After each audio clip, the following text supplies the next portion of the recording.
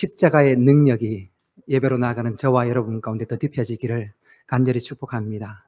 십자가만 더 선명하게 드러나는 그런 은혜의 시간이기를 원합니다. 여러분, 한 주를 못 뵀는데 엄청 오래 못 뵌 것 같아요. 건강을 위해서 기도해 주셔서 감사하고, 차후로는 건강 문제로 강단을 비우는 그런 일은 없도록 제 건강을 잘 지켜가도록 하겠습니다. 여러분도 건강 문제로 예배를 빠져먹는 일이 없도록 건강을 잘 지켜가시기 바랍니다. 저도 여러분을 위해서 기도해 줄 테니 여러분도 저를 위해서 건강을 위해서 기도 부탁드리겠습니다. 그럼 오늘 설교 제목이 라합의 믿음입니다. 그럼 라합이라는 이 여인의 이름 앞에 늘 따라다니는 수식어가 있죠? 뭘까요? 기생 라합입니다. 기생이라는 단어가 보통은 잔치나 술자리에서 노래, 춤, 그런 풍류로 흥을 돋우는 그런 일을 하는 사람이 기생이잖아요. 그런데 이 원어에서 요 기생이라는 요 표현은 달라요. 몸을 파는 여인, 창녀라고 그렇게 표현하고 있어요. 성경에서는 기생이라고 표현하지만 원래는 이 여인의 직업이 창녀입니다. 동서고금을 막론하고 여러분 창녀라는 이 직업은 부정함에 천박함의 대명사로 여겨지지 않나요? 이스라엘 사회에서도 창녀는 율법적으로나 사회 통념적으로도 절대로 받아들일 수 없는 그런 사람입니다. 그럼에도 이방인이요 창녀였던 이 라합은요 예수님의 족보에 올라가는 것은 물론이고 히브리서 11장에 보시면 믿음의 모델로까지 소개를 하고 있습니다. 고결한 예수님의 족보에 어떻게 이방 여인이요 그것도 창녀인 이 여인이 그 이름이 들어갈 수 있었을까요? 더욱이 어떻게 이런 여인이 믿음의 모델로까지 여러분 성경이 소개를 하고 있는 것일까요? 그 비밀이 오늘 본문에 나옵니다. 오늘 본문은 여호수아가 요단강을 건너기 전에 그리고 여리고성을 정복하기 전에 시딤이라는 곳에서 두 정탐꾼을 보내면서 시작이 되어집니다. 두 정탐꾼은 여리고성 기생 라합의 집에 들어가게 되는데 이 사실이 왕의 귀에 들어갔고 왕은 병사들을 보내서 이 정탐꾼을 잡고자 합니다. 하지만 라합의 기지로 정탐꾼들은 그 위기에서 벗어나게 되죠. 라합이 어느 나라 사람입니까? 이스라엘입니까? 가나안입니까? 당연히 가나안이죠. 그러니 가나안 여인이 정탐꾼요, 스파이, 자신들을 지금 침략하기 위해 나오는 그 스파이 간첩을 숨겨졌다가는 들통나게 되면 자신은 물론이고 가족, 여러분 일족이 반역자로 몰려 그냥 몰살을 당하게 됩니다. 그럼에도 이 라합은 가나안 왕을 거역하면서까지 그 죽음의 위협을 감내하면서까지 정탐꾼을 숨겨주는데 라합이 이렇게 한 이유가 있습니다. 당장 눈에 보이는 왕, 그의 힘과 권세가 아니라 눈에 보이지는 않지만 하나님을 더 크게 본 것이지요. 그래서 라합은 목숨 걸고 정탐꾼을 숨겨줬는데 여기에 대해서 히브리서 11장 31절에 이 라합의 이 행동을 여러분 믿음이라고 말해요. 히브리서 11장 31절 제가 읽어드릴 테니 들어보십시오.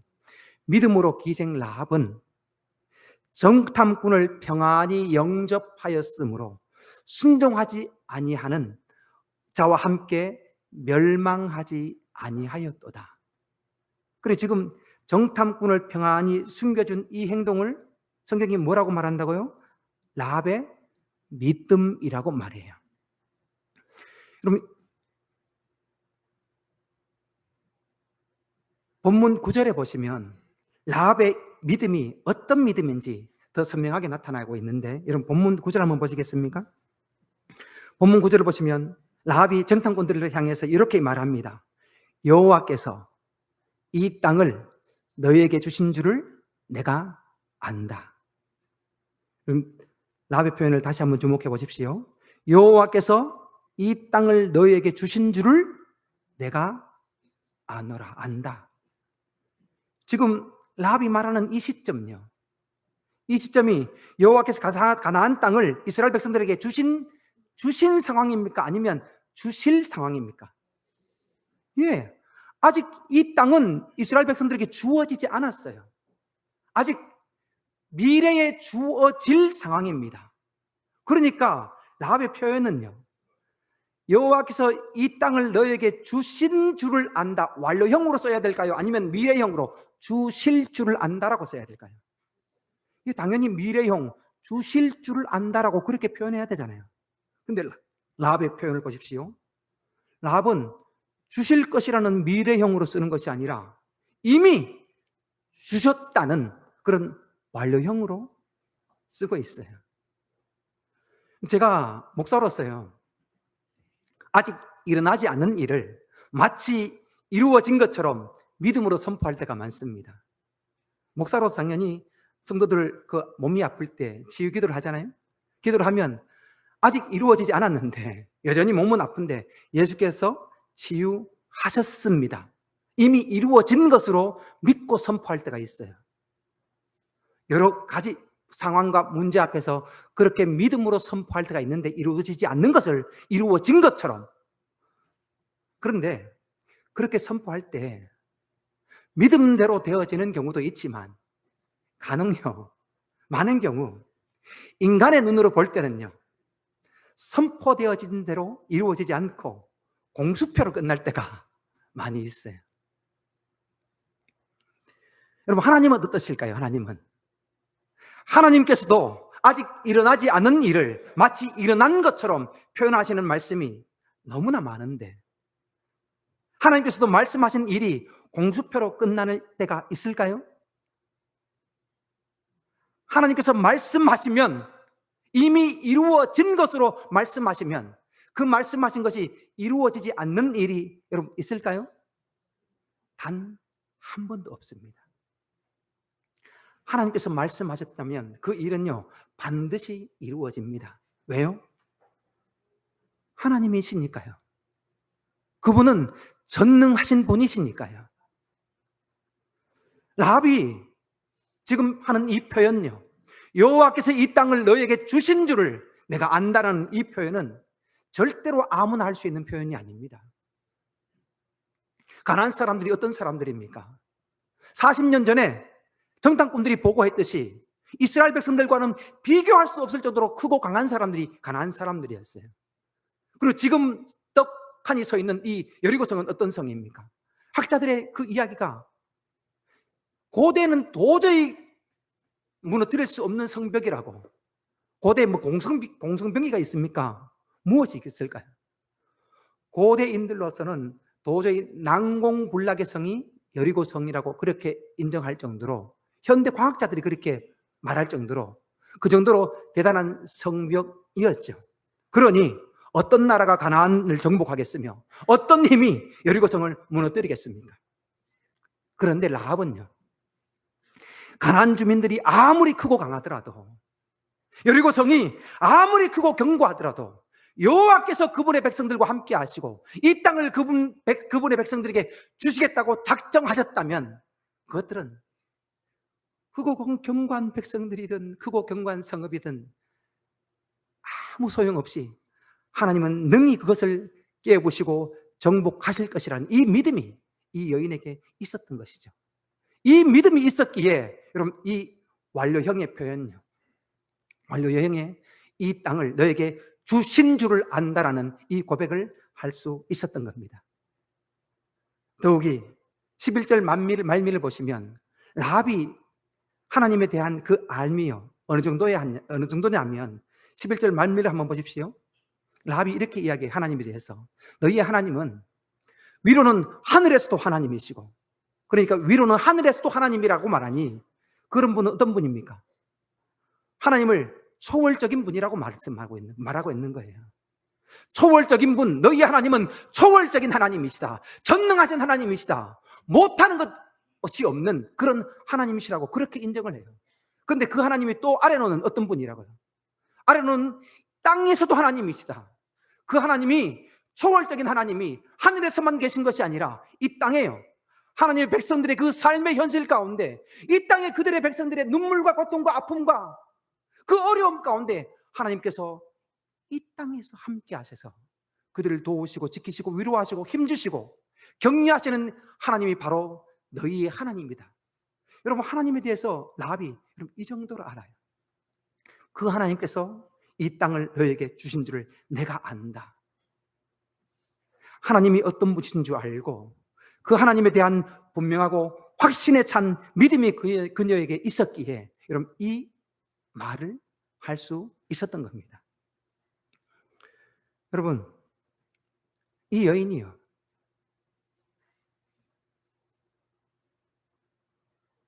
어려서부터 하나님에 대한 교육을 받았거나 율법을 공부했거나 하나님이 어떤 분인지 그의 삶을 통해서 경험했거나 그런 적이 없어요.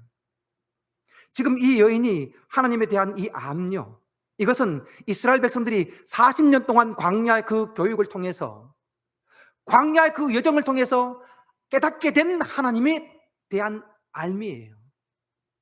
그런데 이 이방 여인이요, 하나님에 대해서 교육도 경험도 한 적이 없는 이 이방 여인이 하나님에 대해서 너무나 분명하고 선명하게 알고 있습니다.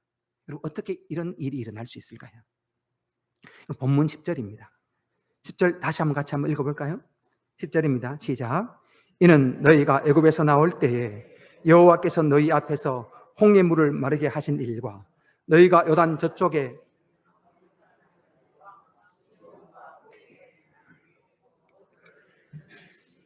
우리가 들었습니다. 여러분, 이어지는 11절에도 우리가 듣고 곧 마음이 녹았고 너희 하나님으로 말미암아 사람들이 정신을 잃었다, 이렇게 이야기를 해요. 라합은 지난날 하나님께서 이스라엘 백성들을 이집트에서 탈출시키시고 홍해 바다를 가르친 일과 광야 여정 가운데 만났던 그 강력한 아말렉과 암몬과 모압 군대와 싸워서 승리케 하셨다는 이 소식을 듣고 하나님이 어떤 분인지를 알게 된 것입니다. 듣고 하나님을 알게 된 겁니다. 성경에서 지속적으로 말씀하고 있는 본문이 바로 이 들음에 대한 겁니다. 들음, 그죠? 그래서 신명기 6장에도 쉐마 이스라엘, 들으라 이스라엘이라고 그렇게 선언하고, 로마서 10장 17절 말씀에도 믿음은 어디에서 난다고요? 들음에서. 그리스도의 말씀을 들으면서 믿음이 난대요. 그러니 듣는 것이 여러분 얼마나 중요한 겁니까? 그냥 절대로 믿음은 그냥 주어지지 않습니다.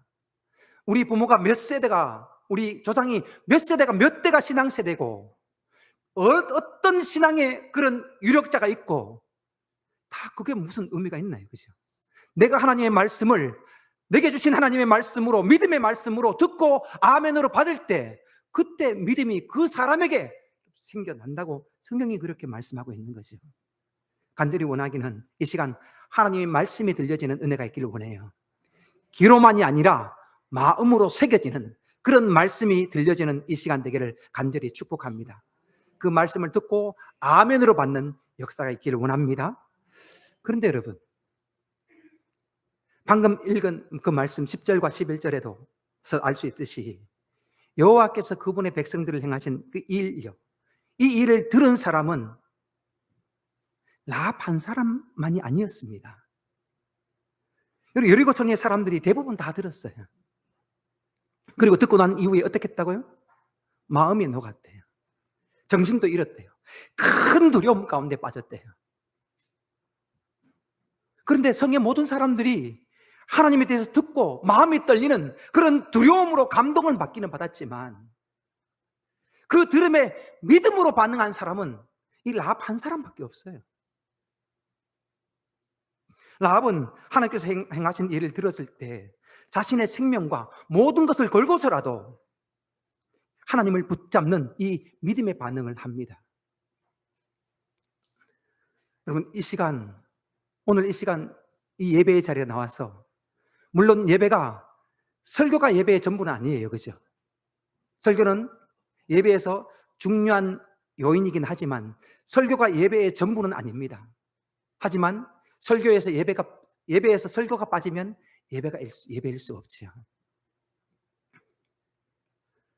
오늘도 저와 여러분들이 하나님의 말씀을 듣기 위해 이 자리에 나와 있어요. 오늘뿐입니까? 여러분 한 해를 돌아보십시오. 얼마나 많은 하나님의 말씀을 여러분들이 들으셨습니까? 인생을 돌아보시면 얼마나 많은 하나님의 말씀을 여러분 들으셨어요. 때로는 그 말씀 가운데 마음이 녹아내리는 그런 감동과 기쁨과 두려움의 말씀들도 있었을 겁니다. 그러면 어떠신가요? 그 말씀을 듣고 행동으로 옮기는 믿음의 반응은 하셨는지, 그 말씀을 듣고 말씀대로 살아가려는 그 몸부림과 처절한 그 삶의 치열한 그런 영적 갱신은 여러분 있으셨는지요?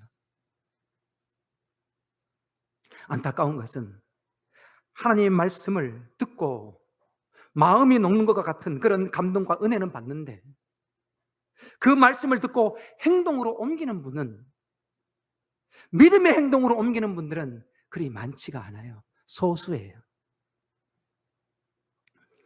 그럼에도 불구하고 감사한 것은요, 하나님께서는 그분의 말씀을 듣고 그 말씀에 믿음으로 반응하는 이 소수의 사람들을 통해서 그분의 역사를 이루어 간다는 겁니다.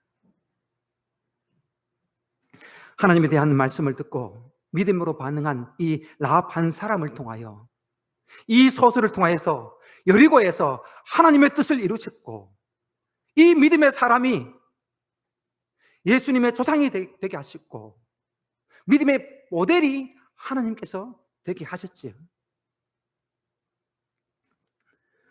하나님은 오늘도 그분의 말씀을 듣고 때로는 목숨 건 결단으로 믿음으로 행동하는 그 소수를 통해서 오늘도 그분의 뜻을 이루어 가십니다. 원하기는 저와 여러분이 이 믿음의 소수이길 원합니다. 그래서 저와 여러분을 통해서 우리의 가정과 우리의 삶의 자리와 우리의 교회와 이 지역과 이 민족 가운데 주님의 역사가 믿음의 소수인 저와 여러분을 통해서 아름답게 펼쳐가는 그런 은혜가 있게 되기를 간절히 축복합니다. 하나님이 어떤 분이신지 들어서 알게 된 라합은 이제 한 걸음 더 나아가 12절과 13절을 보시면 여리고 성이 정복당할 때 자신과 자신의 가족들을 구원해달라는 그런 요청을 합니다. 원래는 여리고 성의 모든 사람들은 정복하는 이스라엘 백성들에 의해서 다 몰살당해야 되는 사람들이었습니다. 그 죽음에서 여리고의 왕도요, 왕이라는 권력을 가지고 있어도 여리고성에서 내가 제일 잘 산다라고 그렇게 부가 있어도 여리고성에서 나처럼 힘센 사람이 있으면 나와보라고 해. 아무리 힘이 있고 능력이 있어도 여리고성 안에 있는 사람들은 누구라도 다 죽어야 되는 그런 형편과 처지였습니다.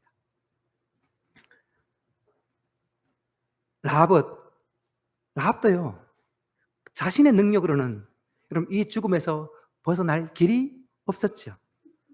그래서 라합이 자신과 자신에게 속한 모든 사람들을 구원해달라고, 이 정탐꾼들에게 구원해달라고 요청을 하고 있었어요. 그리고 그 요청대로 라합과 그에 속한 모든 사람들이 다 살게 되어집니다. 여러분, 우리의 삶 가운데도 우리의 힘과 능력으로 감당이 안 되는 일들이 많이 있지요. 때로는 건강의 문제로 코로나가 터지니까요, 걸리니까 내 힘으로 감당 안 돼요. 보이지도 않는 그 바이러스가요, 어떻게 침투했는지 모르겠지만 거기에 들어오니 내 힘으로 감당이 안 돼요. 오한이 들고 너무나 몸이 아픈데, 눈물 날 정도로 아픈데 내 힘으로 감당할 수 있는 게 아니에요. 건강의 문제로 고통당하는 분들이 계시고 가족이나 자녀의 구원의 문제로 그렇게 구하는 분들도 계실 것이고, 재정적으로 어렵거나 사업과 직장의 문제로 힘겨운 분들이 있을 겁니다. 그럼 이러한 문제 앞에서 어떻게 해야 됩니까? 라합이 구원을 요청했듯이 주님, 이 문제에서 우리 자녀를, 우리 가정을 도와달라고, 하나님 이 문제에서, 이 재정의 문제를 주님 도와달라고, 하나님 이 사업과 이 직장의 문제를, 건강의 문제를 주님 해결해 달라고. 여러분, 이 외침이 우리에게도 있어야 되지 않을까요? 하나님께 그렇게 외쳤다면, 그렇게 요청했다면 이제 주님의 일하심을요, 주님께서 반드시 그렇게 하실 것이라는 그 믿고, 주님께서 일하시는 것을 이제 믿고 기다림이 있어야 되겠죠. 그럼 좋은 믿음이 가진 사람은, 좋은 믿음의 사람은요, 가족이나 주변에 이런 생명의 영향력을 미칩니다. 그죠? 이런 사람은 어디에 있든지 믿음의 영향력, 생명의 영향력, 축복의 영향력을 여러분 끼치게 됩니다. 혹시 주변에 나로 인해서 이 생명을 누리는 분들 많으시죠? 아멘이죠. 주변에 여러분으로 인하여 그 은혜를 누리는, 사랑을 누리는 분들 많으시죠? 여러분의 삶을 통해서 이런 생명의 영향력이, 사랑의 영향력이, 축복의 영향력이 여러분 흘러가고 있죠? 원하기는 여러분이 가족들에게 생명과 축복의 영향력을 끼치는 그런 사람들 되기를 원해요.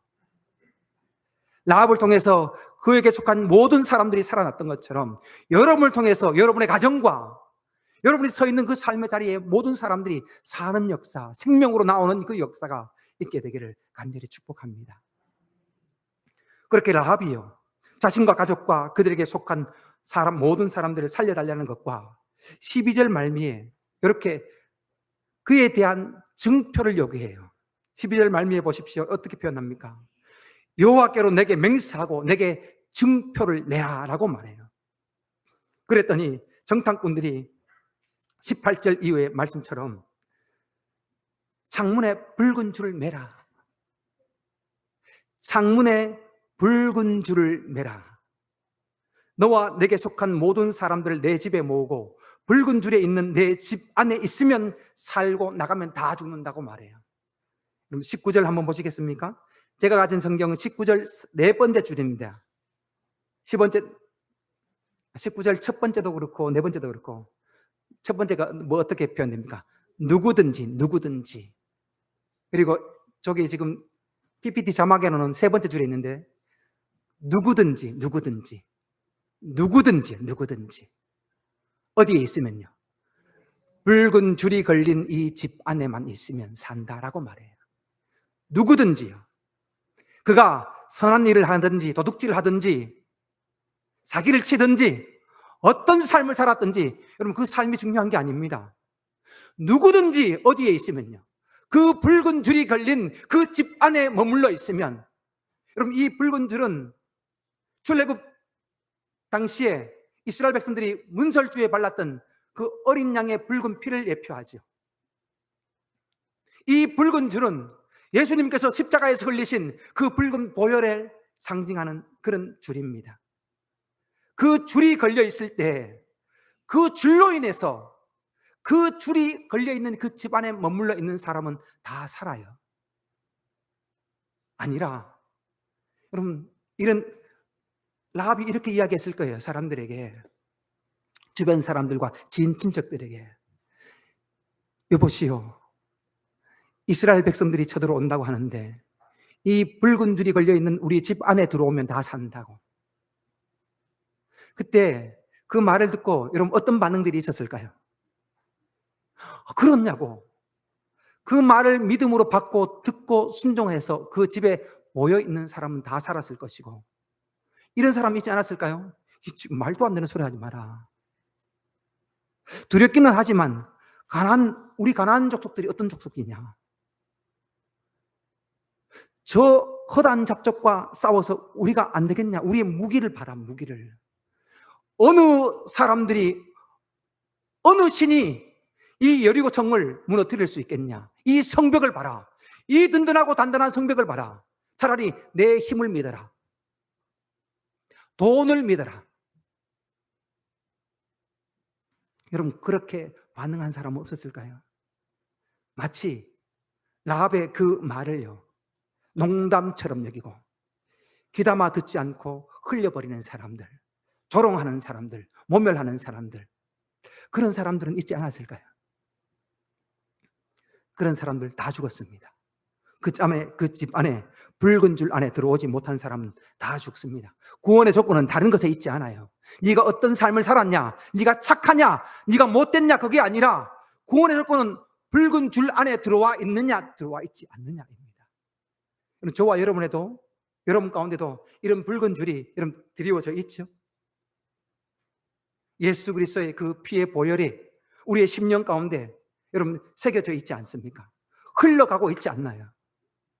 그 예수 그리스도의 보혈로 말미암아 우리가 어떠하든지요, 어떤 삶을 살았든지, 네가 어떠하든지가 아니라 누구든지 예수의 이 보혈로 인하여 믿음으로 구원받는 은혜가 저와 여러분 가운데 주어졌어요. 여러분, 이 구원받는 은혜를 저와 여러분들이 누렸는데, 라합이요, 자기 믿음, 자기 구원으로 만족하지 않고 이 생명을요, 가족들을 살리기 위해서, 주변 자신에게 속한 사람들을 살리기 위해서 여러분 얼마나 간절함과 절실함으로 노력하고 애썼을까요? 그래서 그 집 안에 들어온 사람 다 살았습니다.